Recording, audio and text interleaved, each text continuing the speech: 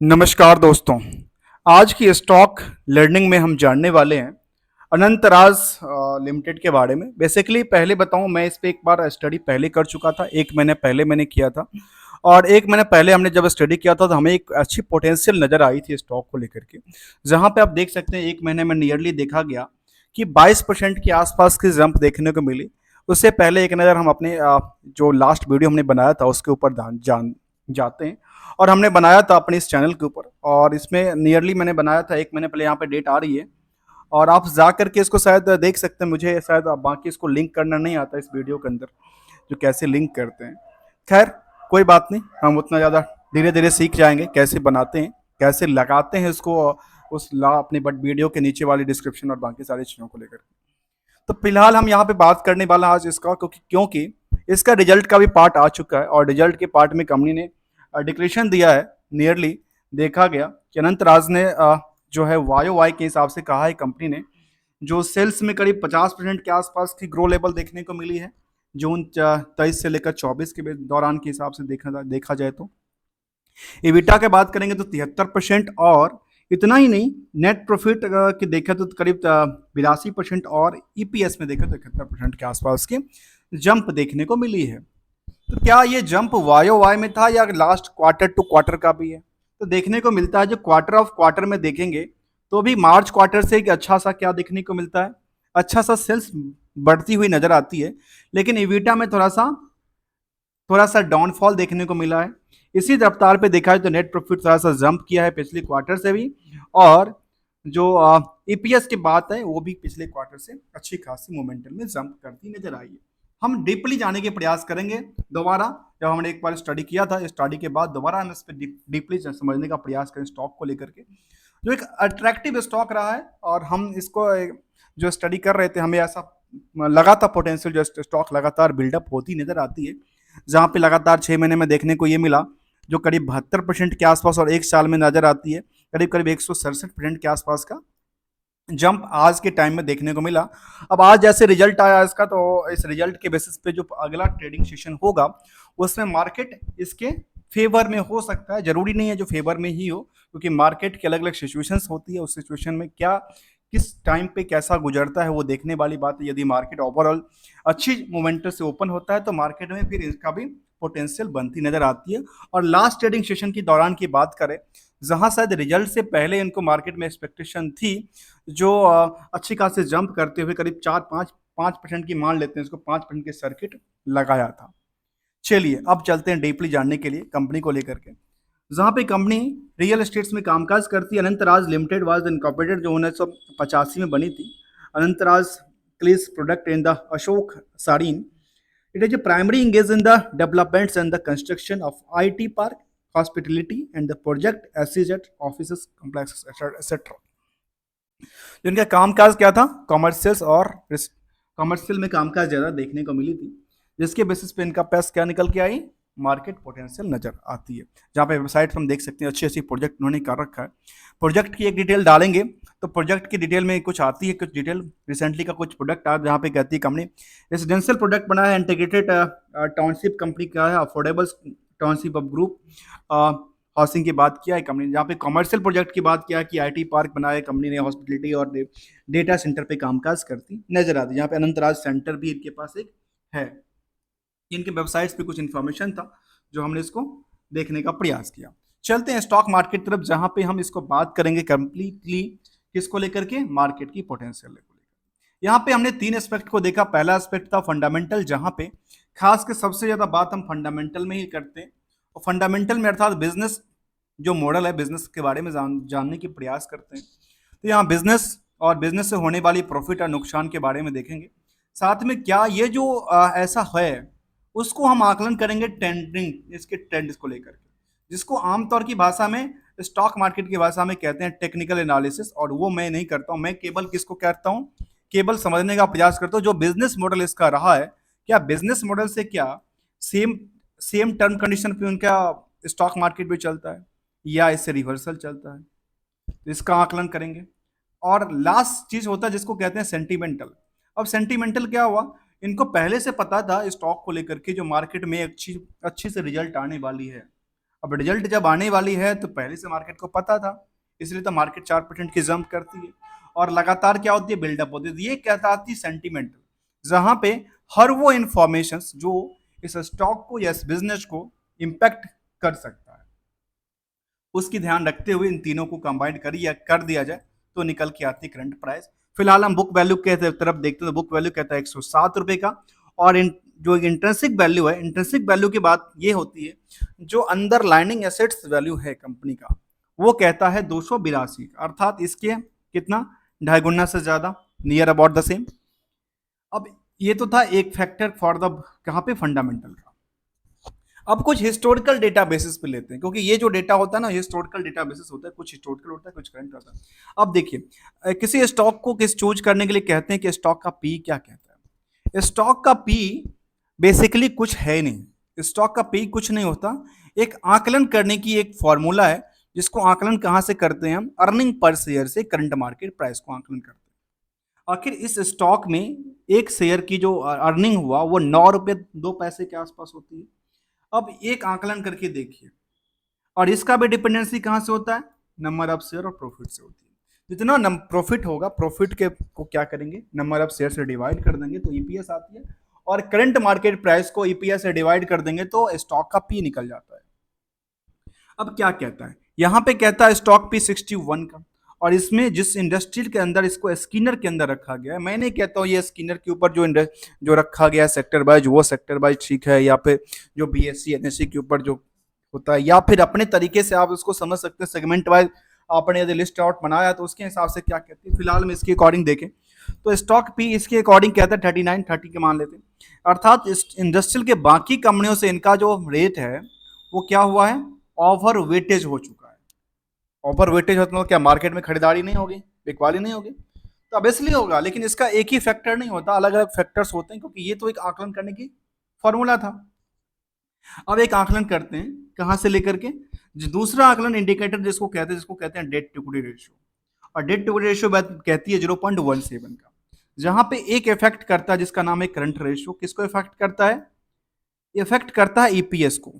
कैसे इफेक्ट करता है, क्योंकि ये एक समरी डेटा है, ठीक है। और कैसे इफेक्ट करता है, क्योंकि इसके पार्ट इसको हम क्या करने वाले हैं, डीप एनालिसिस करने वाले हैं। क्यों करने वाले हैं, क्योंकि यहां छुपा होता है एक सीक्रेट ट्रिक्स छुपा होता है, जो कि एक्चुअल में देखना जरूरी है किसी स्टॉक को समझने से पहले। वो ट्रिक क्या है वो हम आगे चल के समझने का प्रयास करेंगे। फिलहाल ये देखा जाए तो इसकी जो पार्ट्स है ना वो ईपीएस को इफेक्ट करता है, और इतना ही नहीं, इसकी जो कुछ पार्ट ऐसे हैं जो क्या कहाँ पे इफेक्ट करती है, बाकी सारे जो सिचुएशन है, फाइनेंशियल सिचुएशन, उनको भी इम्पैक्ट करता नजर आता है। अब एक आकलन पर चलते हैं जिसका नाम है, फिलहाल जो हिस्टोरिकल डेटा कहती है वो कहती है आरओसी 9% के आसपास, और आरओई कहती है 9%, नियर अबाउट द 8% के आसपास, ठीक है। स्टॉक ने डिविडेंड का ट्रैक रिकॉर्ड भी है 0.14% के, और फेस वैल्यू इन सबके पीछे है 2 रुपए का, और प्रमोटर्स के पास जो होल्डिंग है वो कहती है 60 का। और इसका भी यहाँ पे भी एक टेक्निक्स है, टेक्निक ये है, तो ये समझना जरूरी है, जो नंबर ऑफ शेयर जो है जो प्रमोटर्स ने होल्ड कर रखा है, क्या प्रमोटर अपनी होल्डिंग को बेच रहे हैं, ऐसा कुछ है। इसको क्या करना है, इसको रिकंसलेशन करना है। इसको क्या करना होता है, रिकंसलेशन करना है, तो क्या हायर प्राइस में जो था वो मार्केट में बेच तो नहीं लिया, ऐसा तो नहीं था, मार्केट में किस आम आदमी तो नहीं आ गया इसको चक्कर में। चलिए अब आते हैं, इसको काटते हैं, अब रिमूव करने के बाद दोबारा चलते हैं। देखिए फेस वैल्यू है 2 रुपए का, एक आकलन करना जरूरी है इसलिए क्योंकि फेस वैल्यू पे 2 रुपए के उसकी अर्निंग कितना करता है, नियरली 9 रुपए का, अर्थात इसको कितना माने, 5 टाइम्स की माने। यदि 5 टाइम्स को इसको माने तो फिलहाल बुक वैल्यू कितना कहता है 107, इसके 5 टाइम के आसपास कारोबार करती नजर आती है फिलहाल प्राइस। देखिए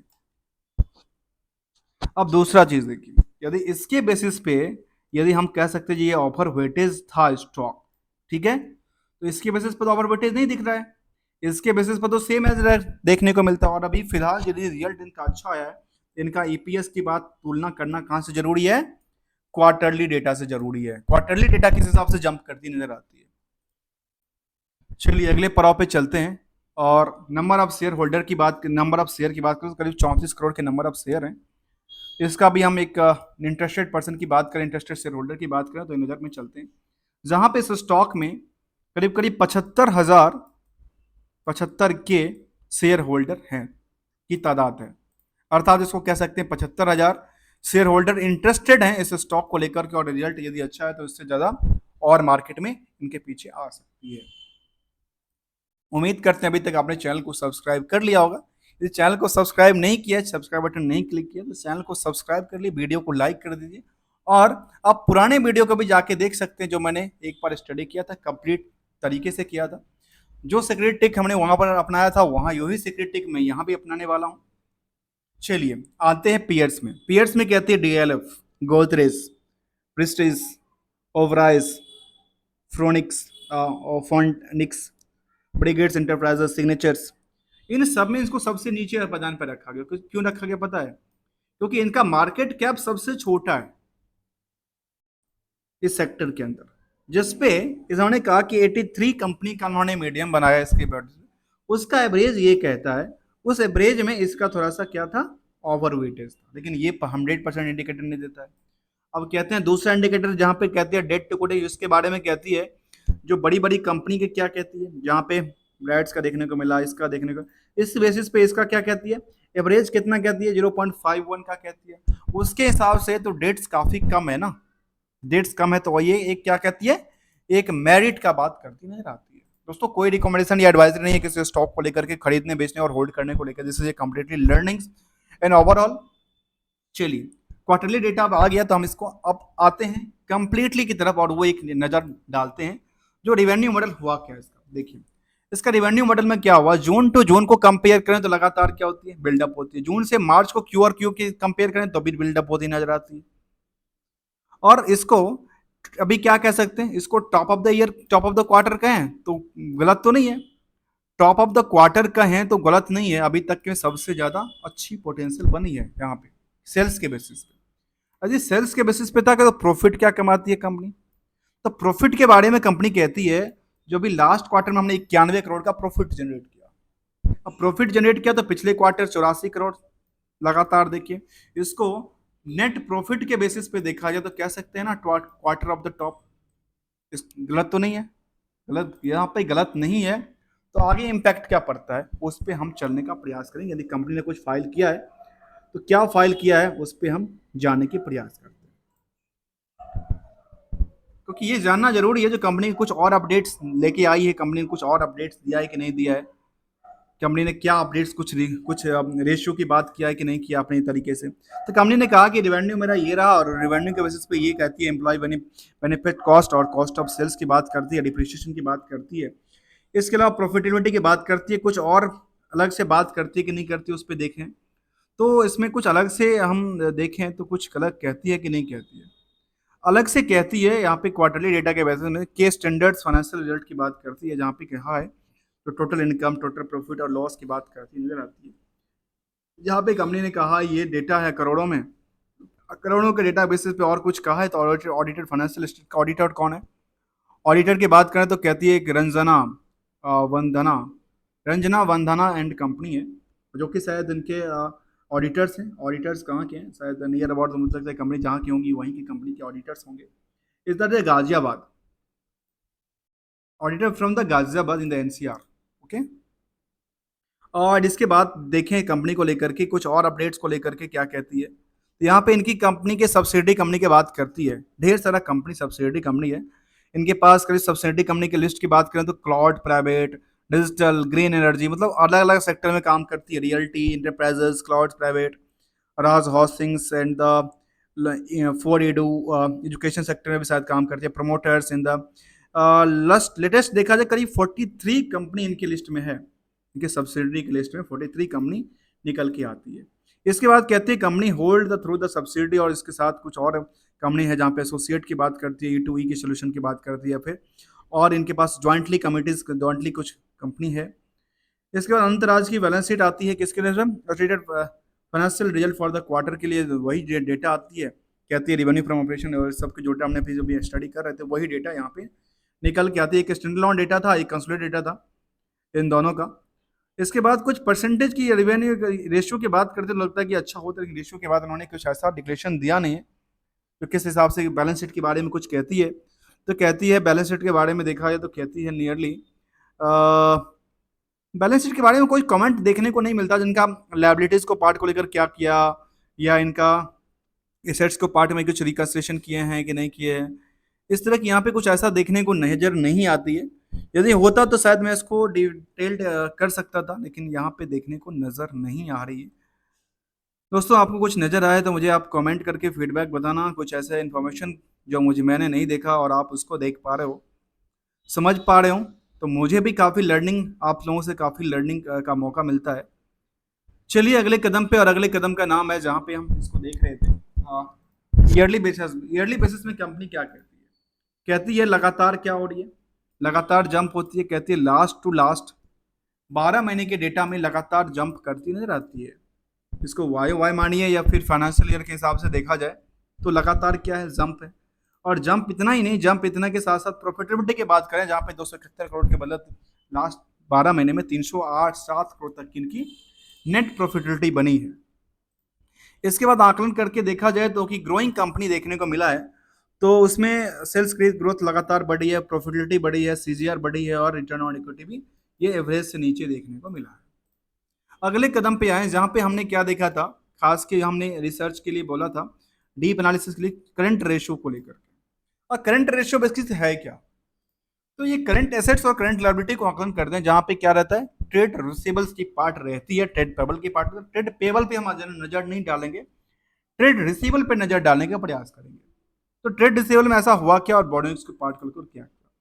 कंपनी ने कहा कि हम बोरोइंग्स के पार्ट को क्या कर रहे हैं, लगातार गिराते जा रहे हैं, अर्थात लगातार पे आउट करती है कंपनी। ठीक है, अच्छी बात है, अच्छी बात है। तो उनके ट्रेड रिसीवेबल के बारे में क्या कहते हैं कंपनी? तो ट्रेड रिसीवेबल के बारे में देखिए क्या कहती है, लगातार 100 करोड़ तक आई थी इनकी।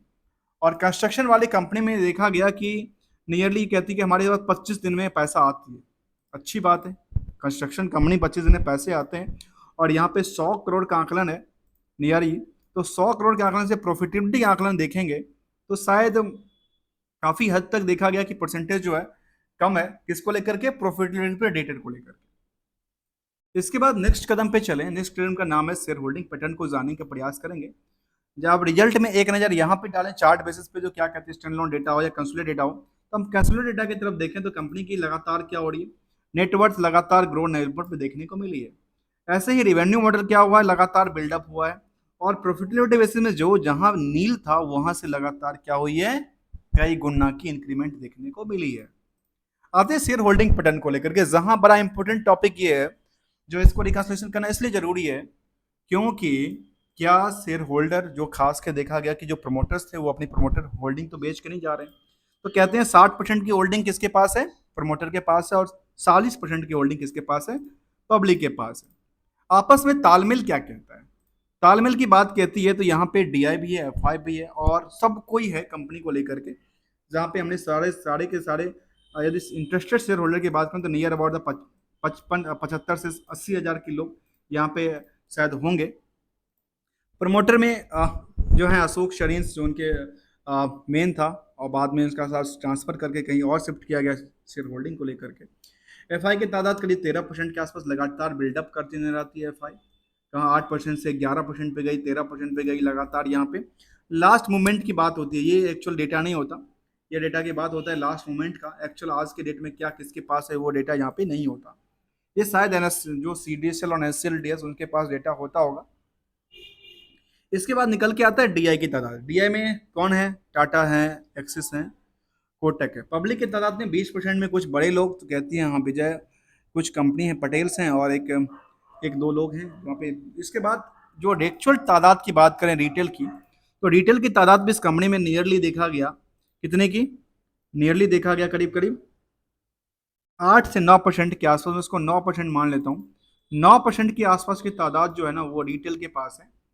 9-10% मान लेते हैं क्योंकि मार्केट अभी जंप करता नजर आता है, तो फिर रिटेल भी खरीदता नजर आता होगा ना, इसलिए थोड़ा सा हम इसको एवरेज लेके चलते हैं।